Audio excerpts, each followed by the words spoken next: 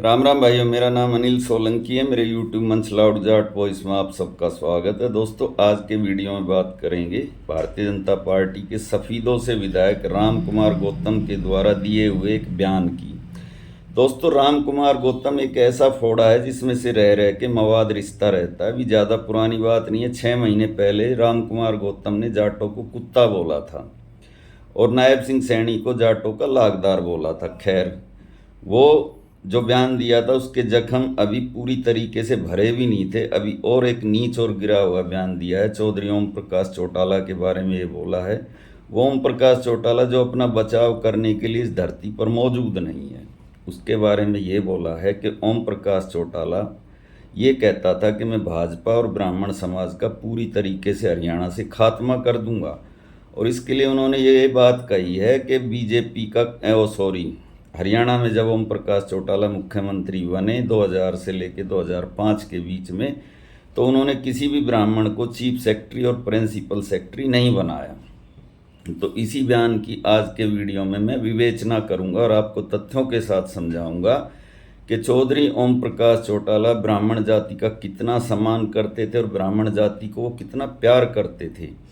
और चौधरी ओम प्रकाश चौटाला की जो छवि मीडिया के अंदर बनाई जाती है, एक राक्षस टाइप आदमी के, एक मॉन्स्टर टाइप आदमी की, वो अंदर से कितने कोमल हृदय व्यक्ति थे, एक सख्त प्रशासक थे, असली कट्टर जाट भी थे। और ये भी बात कहते थे कि मैं दोस्ती और दुश्मनी शमशान घाट तक निभाता हूँ। और ये भी बात कहते थे कि मैं राज और खाज अपने हाथ से करने में जो मज़ा है वो दूसरे के हाथ से करने में मज़ा नहीं है। लेकिन अंदर से वो इतने कोमल हृदय अच्छे व्यक्ति थे कि जो भी उनका कार्यकर्ता होता था, वो किसी भी जाति का हो, अगर उनसे 20 साल बाद भी मिलने के लिए जाता था तो उसको नाम से बुलाते थे, कभी नहीं भूलते थे अपने कार्यकर्ता को दोस्तों। और यारों के यार थे, जिसका साथ देते थे पूरा देते थे, जिससे दुश्मनी करते थे उससे भी पूरी दुश्मनी निभाते थे।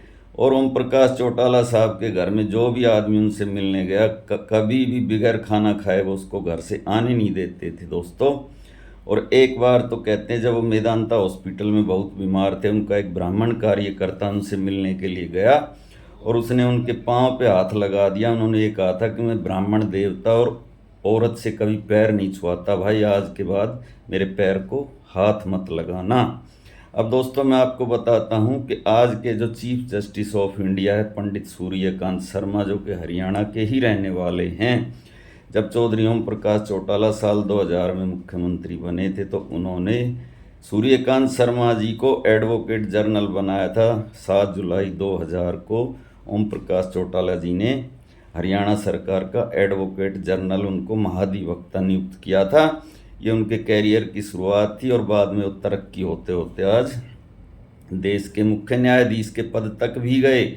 इसके अलावा दोस्तों, 12 जुलाई साल 2000 को राजेश शर्मा को योजना आयोग का उपाध्यक्ष नियुक्त भी चौधरी ओम प्रकाश चौटाला ने ही किया था। और जब चौधरी ओम प्रकाश चौटाला हरियाणा के मुख्यमंत्री बने तो उन्होंने हरियाणा सिविल सर्विसेज में 5 ब्राह्मणों को नियुक्त किया था। ये एक रिकॉर्ड है दोस्तों, 5 ब्राह्मणों को एक ही महकमे में नियुक्त किया। और उसमें से सतपाल शर्मा तो आज पंचकुला के डिप्टी कमिश्नर नियुक्त हैं। इसके अलावा यमुनानगर में चौधरी देवीलाल कॉलेज का MDV राजेंद्र शर्मा बिट्टू को उन्होंने ही बनाया था। इसके अलावा भी दोस्तों, चौधरी ओम प्रकाश चौटाला और उनके पिताजी देवीलाल के अनेकों उदाहरण हैं ब्राह्मण समाज के प्रति उनके समर्पण के, उनके प्यार के, प्रेम के।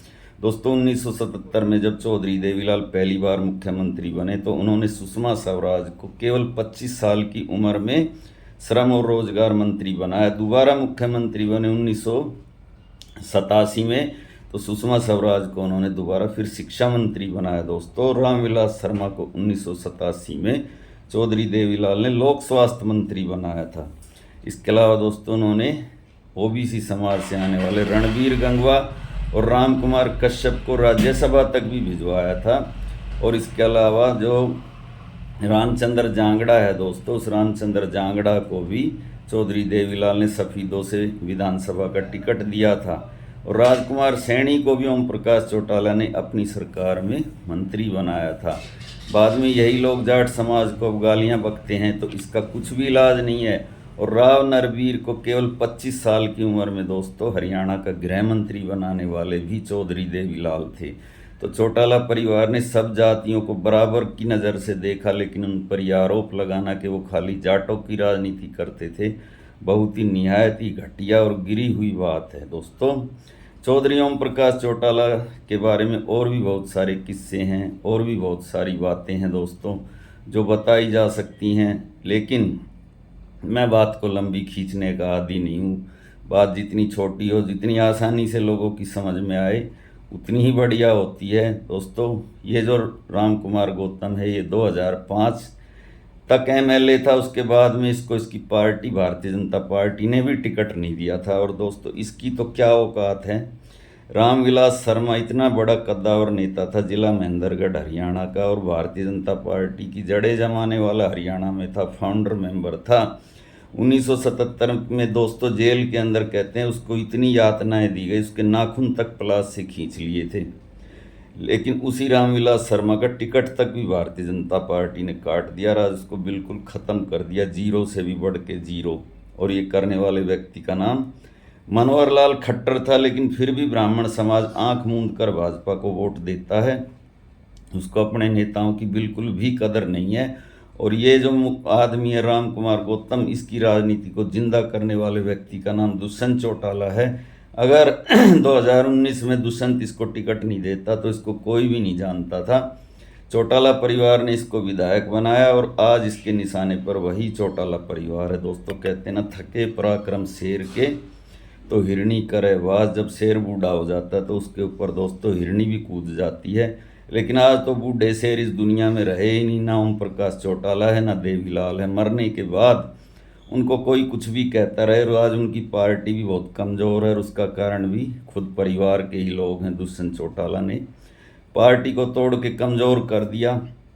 नहीं तो ऐसे लोगों की दोस्तों हिम्मत नहीं थी चौटाला साहब के सामने मुंह खोलने की। लेकिन आपने देखा होगा कि 2014 के बाद से ऐसे बहुत सारे लोग हरियाणा में पैदा हो गए हैं जो हर 2 महीने या 1 महीने में कोई ऐसा बयान देते हैं जिससे सनसनी फैल जाए और जिससे हरियाणा की राजनीति में जातिवाद को फिर से एक नया बूस्ट मिल जाए। अभी 2 दिन पहले तक वो अंकित वैयापुरिया, जिसने आज तक कभी अपने गांव में भी कुश्ती नहीं जीती दोस्तों, डिस्ट्रिक्ट लेवल को छोड़ो, स्टेट लेवल को छोड़ो, नेशनल को छोड़ो, इंटरनेशनल को छोड़ो, गांव का दंगल भी नहीं जीता, अपने जीवन में एक भी कुश्ती नहीं जीता, और वो अपने आप को पहलवान कहता है। और उस हरियाणा की मिट्टी को, अखाड़ों को बदनाम करता है, जिस हरियाणा की मिट्टी के अखाड़ों ने इस देश में सैकड़ों मेडल इंटरनेशनल लेवल के जितवाए हैं, कॉमनवेल्थ, एशियाड, ओलंपिक, इन सब को मिलाकर। तो दोस्तों ये तो एक वृत्ति बन गई है हरियाणा के अंदर। हरियाणा का इतना अच्छा समाज था, 36 जात का समाज था, लेकिन राजनीति ने इतनी गंदगी पैदा कर दी दोस्तों कि कई बार तो सुनकर कानों को भी यकीन नहीं होता कि ये वही हरियाणा है दोस्तों, जिसमें 36 कौम के लोग बैठकर हंसी मजाक करते थे। 36 कौम के लोग बैठकर दादा लक्ष्मी चंद की रागणियाँ और सांग सुनते थे। लेकिन आज इस भारतीय जनता पार्टी ने ऐसी आग लगाई है दोस्तों कि 2-2 कौड़ी के लोग, जिनकी कोई औकात नहीं थी, आज वो आकर जो मुंह में आए वो बोल के निकल जाते हैं। अभी वो रेखा शर्मा वाला बयान तो लोग भूले भी नहीं है जो उसने भजनलाल चौधरी भजनलाल को दे के दिया था। अब इस गौतम ने ये नया ही विवाद पैदा कर दिया। तो दोस्तों वीडियो कैसा लगा कमेंट करके बताएं। अच्छा लगा तो अपने ग्रुप में शेयर करें, लाइक करें, कमेंट करें, चैनल को सब्सक्राइब और ज्वाइन करें। और जो भाई मेरी आर्थिक मदद करना चाहें वो इस QR कोड को स्कैन करके मेरी आर्थिक मदद करें, जिससे मेरे को और वीडियो बनाने की ताकत मिले। धन्यवाद भाइयों, आपका दिन शुभ हो।